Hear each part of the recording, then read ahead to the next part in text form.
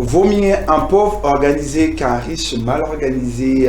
Mesdames et messieurs, bienvenue dans votre émission Instant Plateau. Instant Plateau est une émission socio-culturelle qui reçoit pour vous des entrepreneurs, mais aussi toute personne qui, par sa façon d'agir, par sa façon de voir des choses, contribue au développement économique de notre très beau et cher pays, la RDC. Sa petite télévision vous propose cette émission chaque jour pour faire plaisir, aussi pour vous inviter, vous, toute personne qui pense que le Congo peut développer, si vous croyez au développement économique de ces pays, si vous croyez à un lendemain meilleur de notre pays, alors cette émission vous donne l'espace de venir en parler, mais aussi parler de vous et de vos activités. Alors pour aujourd'hui, je ne suis pas seul sur ce plateau. J'ai l'honneur de recevoir pour vous M. Louis-Del Lebo, à qui j'ai dit bonsoir. Bonsoir Monsieur Duel. Et comment vas-tu, monsieur? Bon, je vais très bien et vous? Voilà, je suis bien portant et ça se voit déjà que vous l'êtes. Alors aujourd'hui, nous vous recevons ici sur ces plateaux, dans le cadre de notre émission Instant Plateau, une émission qui vous donne l'opportunité en tant que jeune Congolais, en tant qu'entrepreneur, en tant que patriote, de venir parler non seulement de vous, mais aussi sur le développement socio-économique. Alors, monsieur Louis-Del Lebo, pouvez-vous nous parler de vous? D'accord, merci Monsieur Duel pour la parole que vous m'accordez. Alors, moi je me présente, donc je me représente pour tout le monde. Je suis donc Monsieur Louis-Del Lebo. Je suis président d'une association sans but lucratif nommée Jeunesse Libre Africaine, en sigle JLA. Voilà. Donc la JLA, c'est une association qui œuvre dans le secteur caritatif et éducatif sur le plan local au Congo, mais nous avons également une vision qui est panafricaine en fait. Donc la vision de la JLA s'étend également dans d'autres pays. Raison pour laquelle même dans la nomination de l'association, vous entendrez Jeunesse Libre Africaine. Voilà, Jeunesse Libre Africaine. Donc comprenez, nous vous recevons sur ce plateau en tant que président d'une fondation. La fondation, comme il l'a bien et bien dit, JLA, Jeunesse Libre Africaine. Alors, en parlant de la fondation, pouvez-vous nous parler de l'historique de la fondation? Quand est-ce que la fondation a commencé? Avec qui vous avez commencé cette idée? Et par où aussi l'idée vous est venue à créer cette fondation, tout en remarquant que vous êtes encore jeune. Merci infiniment. Au fait, l'idée de la Jeunesse Libre Africaine est arrivée au moment où le besoin se fait sentir. En fait, en réalité, vous savez, depuis fort longtemps, partant de l'Afrique dans son entièreté, au fait, une grande partie de la génération est dépravée. Ça veut dire que beaucoup de jeunes ont perdu même le sens de l'entraide. Beaucoup de jeunes ont perdu même le sens d'aller vers les autres. Raison pour laquelle, avec le collectif d'amis que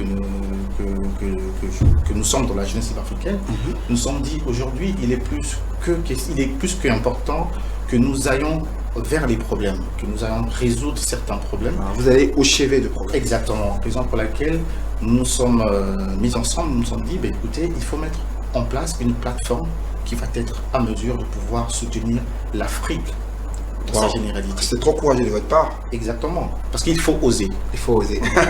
Le courage de gagner, c'est la force de commencer. Exactement. Donc du coup, cette vision panafricaine de l'unification de la jeunesse autour de l'idéal, nous sommes arrivés, nous nous sommes dit, écoutez, nous allons mettre en place une association sans but lucratif, mais qui va œuvrer sur le plan panafricain.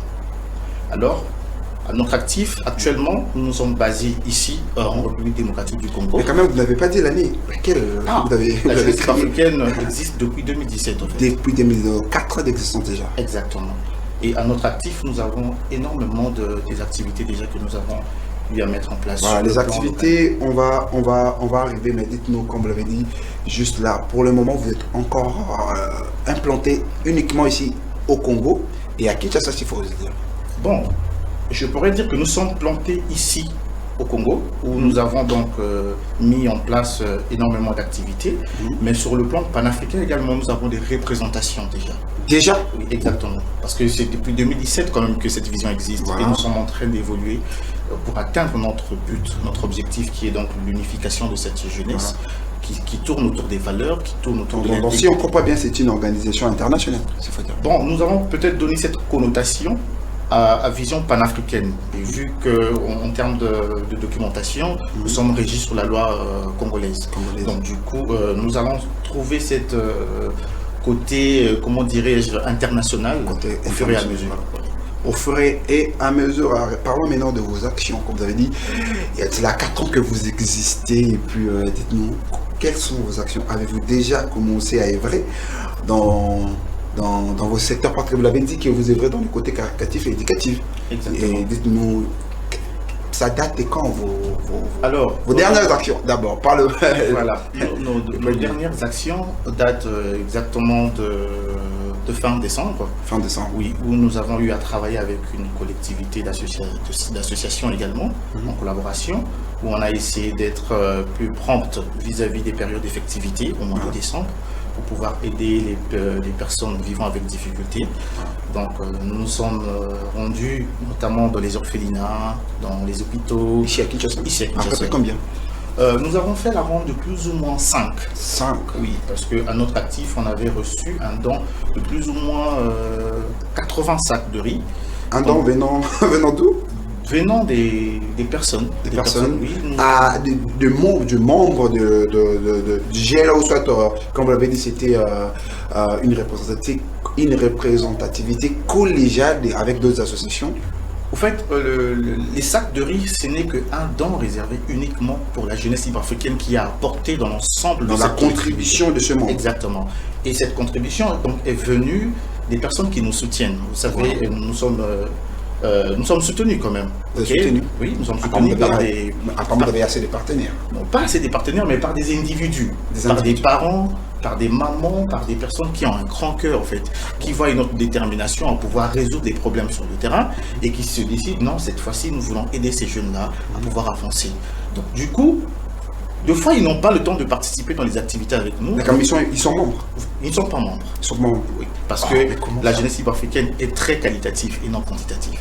Ok, qualitatif, mais quand même, des gens, en le regardant agir, en le voyant agir comme ça, ils ne voient pas que ça fait déjà des membres.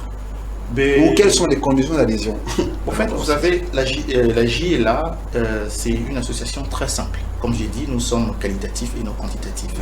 Dans la qualité, nous voyons là la détermination, l'amour, l'envie de pouvoir aider les autres. Donc aujourd'hui, si quelqu'un veut devenir membre de la jeunesse ivoirienne, forcément cette personne-là n'a pas besoin de nous emmener des millions, n'a pas besoin de nous emmener... nous avons juste besoin des personnes qui ont des idées, qui ont de l'amour de ce qu'ils font, qui ont une main dans la poche et l'autre dans le cœur et la détermination d'être là. Donc c'est ça, être un bon membre de la JLA. Voilà pourquoi nous avons besoin de la qualité et non la quantité. Et en parlant de la qualité, aujourd'hui, la GLA a combien de membres? Voilà, si je peux parler en termes de membres actifs de la JLA, nous sommes plus ou moins 20. 20. Ouais. Et 20, et vous êtes le président fondateur, s'il faut dire. Oui. Le truc. Attends, il y a une question qui m'est venue. Est-ce que vous êtes président fondateur ou fondateur? Parce qu'à ça, à ce que je sache plutôt, dans le truc aussi, il y a dans la documentation, il y a au moins 5 ou 7 signatures comme ça pour. Exactement. De membres. Donc je figure parmi les membres cofondateurs. Cofondateurs. Exactement. Et l'idée était venue de vous? Oui, l'idée d'unir les jeunes est venue de moi. Ah bon? Ouais. Et alors, dites-moi, quel a été l'endroit où vous avez commencé votre première action? Alors, notre première action, Quand aussi? s'est effectuée à Makala. À Makala. Oui, d'accord. En fin 2017. Fin 2017. Oui. Quelques mois après la création. Oui, quelques mois après la création, où nous sommes allés répondre à un besoin très imminent, où il y avait un orphelinat qui était dans une situation très délabrée, notamment les murs, donc là, c'était vraiment pas vivable. Alors, le premier jour où nous avons mis pied dedans, nous avons dit à cette dame, nous avons dit que nous allons revenir. Nous allons revenir parce que nous voulons aider, parce que les situations dans lesquelles ces enfants sont en train de vivre, parce que ces enfants, c'est l'avenir de cette nation, il faut reconnaître. Donc nous sommes dit, nous devons revenir pour pouvoir vous apporter notre aide. Et nous sommes revenus vraiment avec force. Nous avons apporté énormément d'équipements en termes de denrées alimentaires, en termes d'entretien, en termes de produits de première nécessité. Nous avons apporté donc à cet orphelinat et c'était vraiment une réussite. Et nous avons eu des bonnes vibrations venant de ces enfants qui nous ont dit, nous aimerions une fois de plus vous revoir. Est-ce que, n'est-ce pas, vous n'êtes pas motivé par une envie politique aujourd'hui? Parce que quand on voit des gens œuvrer dans ces domaines, parce que nous voyons plus des politiciens ou soit des gens qui ont une vision politique à venir, bon, décider comment on commence par cette porte. Parce qu'aujourd'hui, œuvrer dans les associations, créer les associations sont aujourd'hui des petits partis politiques qui naissent comme ça de façon apolitique. Ils disent, bon voilà, moi, monsieur Ludel, j'œuvre comme ça, et puis pour gagner, convaincre les gens dans les temps, pour créer un parti politique ou soit pour postuler. Bon, vous savez, à l'ère actuelle, la situation comme notre pays, ou bien la configuration de l'Afrique noire est, nous connaissons tous les difficultés dans lesquelles nous sommes en train de vivre. Et aujourd'hui, la question n'est pas de vouloir être homme politique ou bien être homme du social. Aujourd'hui, la question est de vouloir faire élever ce continent. C'est vouloir faire élever la République démocratique du Congo. Du coup, aujourd'hui, il serait très important qu'il y ait plusieurs jeunes qui aient les mêmes initiatives pour pouvoir accompagner notre nation. Il faut reconnaître que notre nation sort des situations que nous connaissons, avec toutes les difficultés possibles qui tournent autour de nous, les moyens financiers, où nos institutions sont peut-être en difficulté de pouvoir venir en aide à tout le monde. Et aujourd'hui, il faut qu'il y ait des jeunes, finalement, qui décident d'aller vers des problèmes pour résoudre ces problèmes. Donc, les ambitions politiques, c'est pas vraiment ça, c'est pas vraiment ça là le problème. Mais si un jour, oui. Mais si un jour, le destin m'appelle à pouvoir servir non, je le ferai volontiers. Et si l'opportunité se présentait? Si l'opportunité se présentait, parce qu'aujourd'hui, pour aller vers la politique, il faut avoir l'idéal. Voilà. Ok. L'idéal pour moi, c'est l'intégrité. L'idéal pour moi, c'est la loyauté. L'idéal pour moi, c'est l'amour.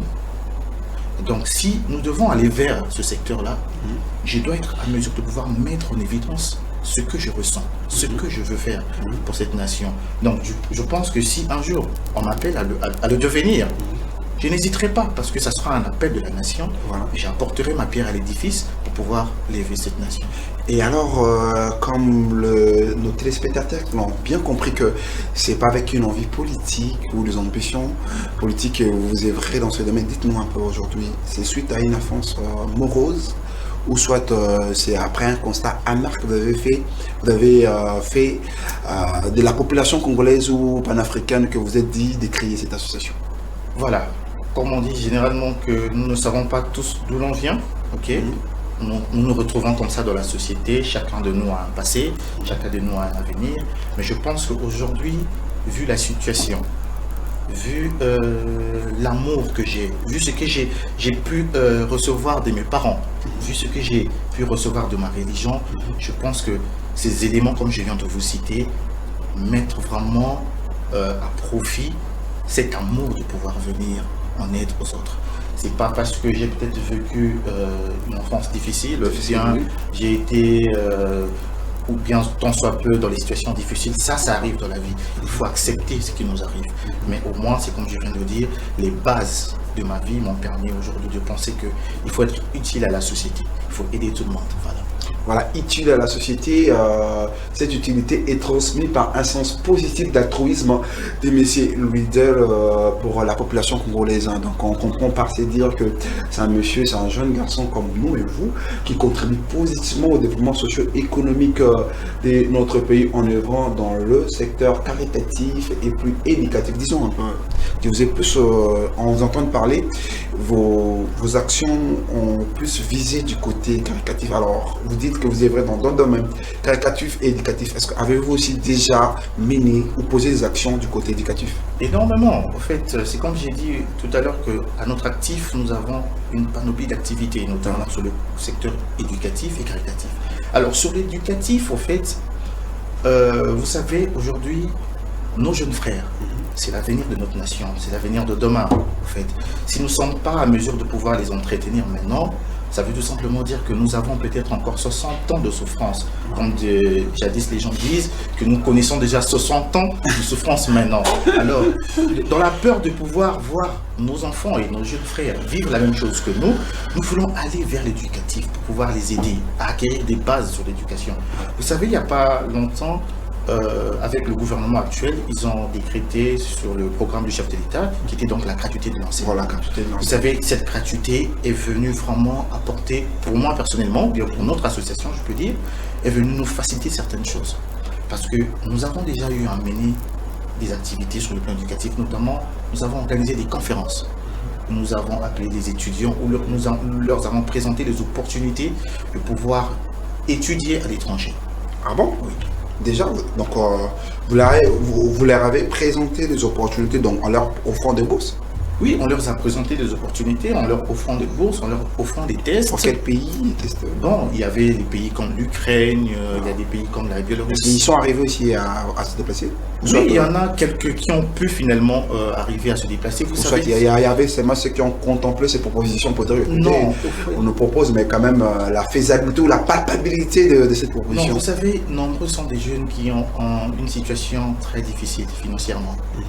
Et que deux fois, dans ce genre de partenariat, nous pouvons chercher les portes d'entrée. Voilà. Vous voyez, étant donné que nous sommes une association où nous ne bénéficions pas des financements quelconques, Voilà. donc nous faisons ça avec notre main sur le bon cœur. Voilà. Donc du coup, il y a des moments où nous sommes limités. Et du coup, ça nécessiterait que ce jeune ait des financements peut-être en provenance de ses parents. Et du coup, dans la plupart des cas, ces jeunes finissent par laisser tomber. Et ceux qui peuvent arriver, nous les accompagnons, nous les aidons jusqu'à arriver à destination. Et ça, c'est juste une partie. Et quels sont les mécanismes qui font que vous les aidez? C'est en leur facilitant les démarches pour l'obtention des visas, ou soit logement, ou soit... Bon, vous savez, nous travaillons en collaboration. Comme je vous ai dit, la jeunesse africaine aujourd'hui, c'est les jeunes. Et nous sommes un peu partout. Nous sommes représentés un peu partout. Et nous avons des contacts. Vous comprenez? Donc aujourd'hui, quand nous venons organiser des activités ici, on organise des conférences, nous venons avec des partenaires. Okay. Et des partenaires là vous expliquent qu'est-ce qu'il faut faire pour pouvoir y arriver. Et nous, qu'est-ce que nous faisons? Nous servons de canal et nous guidons ces jeunes pour finalement atteindre leur objectif. Donc c'est un peu ça en termes de conférences que nous avons eu à organiser, mais non seulement, nous avons visité plusieurs fois des écoles. Voilà. Des écoles. Mais prochainement, quand même, on aurait bien voulu voir des images. Vous nous promettez, prochainement, quand vous reviendrez, vous allez nous apporter des images? Oui, je reviendrai plus souvent. Il serait mieux des images. Il serait judicieux pour nous, quand vous parliez de faire balancer en illustration des images. Mais malheureusement, je pense que, M. Ludel, ça ne serait pas votre dernière fois de passer sur ce plateau, que prochainement vous allez passer, si vous voulez. Oui, je pense que je passerai plus souvent. Voilà. Je passerai plus souvent. Donc, je vais vous amener des images. Donc, c'était pour juste vous dire que nous sommes alliés à ce programme de société, notamment la gratuité de l'enseignement, pour pouvoir accompagner les enfants. Donc du coup, au début de la rentrée scolaire, je pense, alors qu'est-ce que nous avons fait? Nous avons sélectionné des parents qui avaient les difficultés financières, vous comprenez? Alors, ils avaient des difficultés financières, automatiquement nous nous sommes rapprochés d'eux pour dire, aujourd'hui nous avons la gratuité de l'enseignement, cherchez des écoles où vous allez mettre des enfants, nous allons venir en aide en termes de kit matériel, nous allons donner de l'argent à ses parents. Et cela a été fait? Oui, cela a été fait. Donc à peu près combien d'enfants? Bon, à peu près, nous avons aidé à peu près 7 parents, si mes souvenirs sont pas.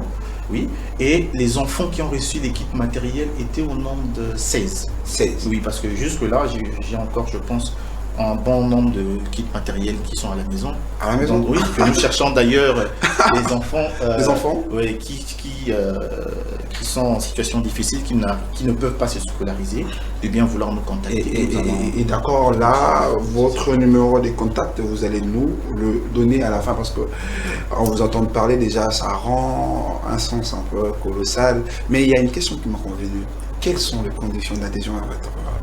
Voilà, les conditions d'adhésion à la JLA, c'est comme au sein de la JLA. La JLA, c'est simple. J'ai dit, nous voulons la qualité et non la quantité. Ah non, la qualité, c'est que ça commence à nous prendre un peu au nez. Hein. En fait, c'est parce que c'est logique, il faut apporter de l'amour dans ce que nous faisons. Vous comprenez? Voilà. Et dans l'amour, il n'y a pas que parler. Nous connaissons tout. Et ça, c'est le premier critère, l'amour. D'abord, oui, c'est ça. D'abord, l'amour, oui. Aimer ce que vous voulez faire. Voilà. Il faut d'abord aimer ce que tu veux faire. Vous voulez venir à la jeunesse africaine, vous aimez la jeunesse africaine. C'est quoi les valeurs de la jeunesse africaine? Je vous ai dit ça tout à l'heure, que nous prenons la loyauté, l'intégrité, voyez, et le respect et l'amour des autres. Et l'autonomie, s'il faut dire. Bien sûr.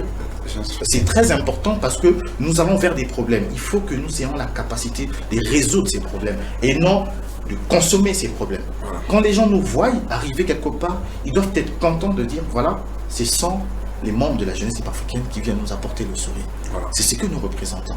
Et le sourire, mais en entend parler, s'il faut voir la vision ou l'angle dans lequel vous êtes figé.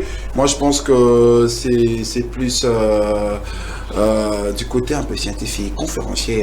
Dites-nous un peu, vous avez dit que vous organisez des conférences. Combien de conférences avez-vous organisées? Même si vous n'avez même pas vraiment explicitement répondu à ma question, quelles sont les conditions d'adhésion dans votre association? Dites-nous, il faut juste avoir l'amour, soit il faut avoir un diplôme, soit il faut être riche, et puis voilà. Voilà, donc à notre actif, nous avons plus ou moins 2 conférences organisées jusque-là. Parce que vous savez, organiser une conférence, il faut le matériel, il faut l'endroit. Comme nous visons l'excellence, donc nous faisons venir des jeunes dans les cadres idéaux. Voilà. Et des conférences, elles sont payantes? Non, elles sont gratuites. Nous invitons les jeunes, nous voulons que les jeunes viennent écouter ce que nous avons comme message à leur passer. C'est ce que nous faisons. Donc c'est au fond propre de la jeunesse africaine que nous organisons ça.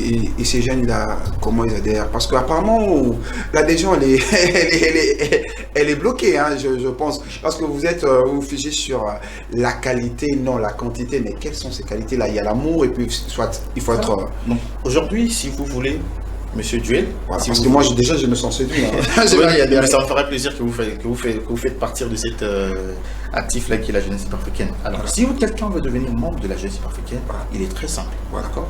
Vous vous rapprochez de nous, d'accord. Vous vous inscrivez, dites voilà, je m'engage à servir. Parce que l'objectif, c'est de servir. Voilà. C'est pas de se remplir des poches, mais c'est venir servir les autres. Le bien-être universel. Exactement. Alors, quand vous venez, nous allons vous recevoir. Vous êtes enregistré, vous allez avoir votre carte de membre. Et puis, de là, nous voulons des jeunes qui apportent des idées. Donc, une contribution vitale. Voilà. Nous voulons des jeunes qui apportent les idées, des jeunes qui portent la marque jeunesse libre africaine avec eux. Donc, partout où ces jeunes-là passent, ils doivent sentir que là, je représente la marque de la JLA, qui est donc l'excellence. Et automatiquement, c'est une fierté. Donc, je n'ai pas honte aujourd'hui quand j'entends l'UDEL, il y a un membre de la JLA qui est en train de représenter la JLA à tel endroit. Même les yeux fermés, je peux dormir. Parce que je sais que ce sont les jeunes. Bien que les associations publiques lucratives sont apolitiques, s'il faut dire. Voilà. Raison pour laquelle je ne veux pas appuyer ce que vous êtes en train de dire. Donc je disais, donc aujourd'hui, je donne la liberté aux membres de la jeunesse africaine de représenter la JLA partout. Parce que je sais qu'ils sont compétents. Mais moi, j'ai fermé. Ils sont qualitatifs. Une confiance aveugle. Pardon? Vous leur ferez une confiance à... Mais largement. Vous savez, la confiance est très très importante dans la vie. Voilà. Il faut savoir mettre les personnes dans les bonnes situations. Donner à la personne la capacité de se sentir confiant. Il va vous démontrer de quoi il est capable. De quoi il est capable. Alors on va passer à un dernier point que j'espère que là, pas mal des internautes, pas mal des gens ont envie. Ils ont remarqué, ou soit nous avons suivi dans nos petits écrans, un message que vous avez lancé. Un message un peu, je peux dire, un message un peu politique. Je sais pas donner le sens de ces messages-là.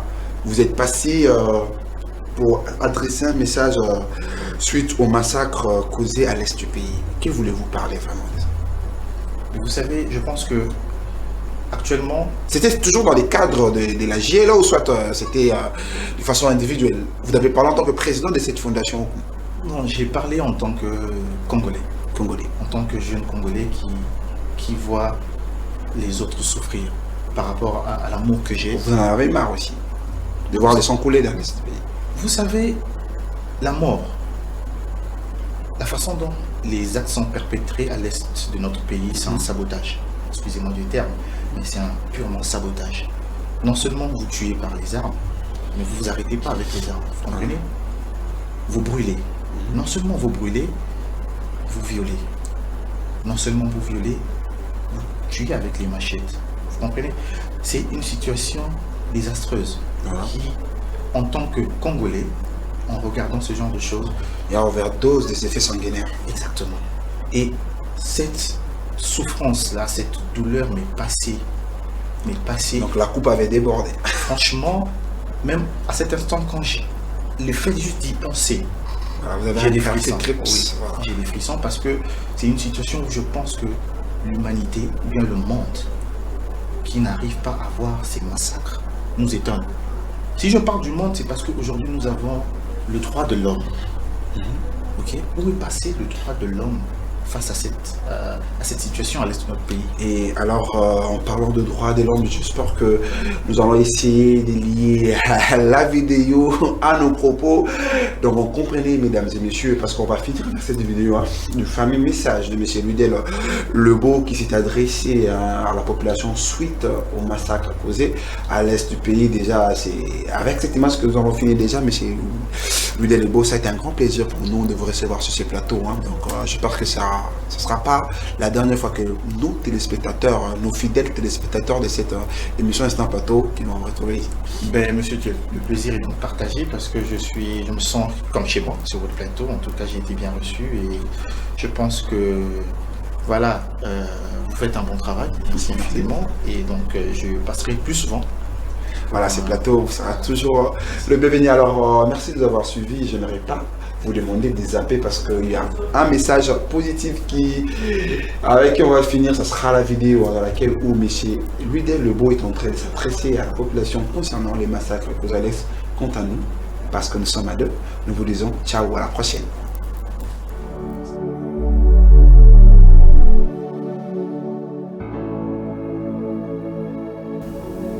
Pourquoi Est? Pourquoi toujours la guerre à l'Est de notre pays? Nous devons nous poser des questions. Et ces réponses doivent être calquées sur notre modèle, sur notre politique, sur notre vision. Est-ce dans la vision de nos politiques, la mission est que cette partie reste continue et demeure instable? Ou bien c'est de trouver des moyens de sortie pour pouvoir stabiliser ce côté de notre pays?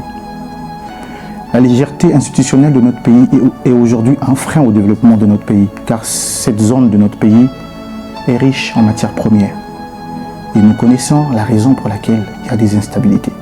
Mais je ne pense pas qu'au XXIe siècle, à l'ère de la mondialisation, qu'il y ait d'autres personnes qui sont à mesure de pouvoir nous imposer des lois et que nous ne sommes pas à mesure de pouvoir stabiliser une partie qui nous appartient. Et la question qu'il faut savoir, est-ce réellement encore notre parti? Ou bien cette population a été abandonnée depuis fort longtemps?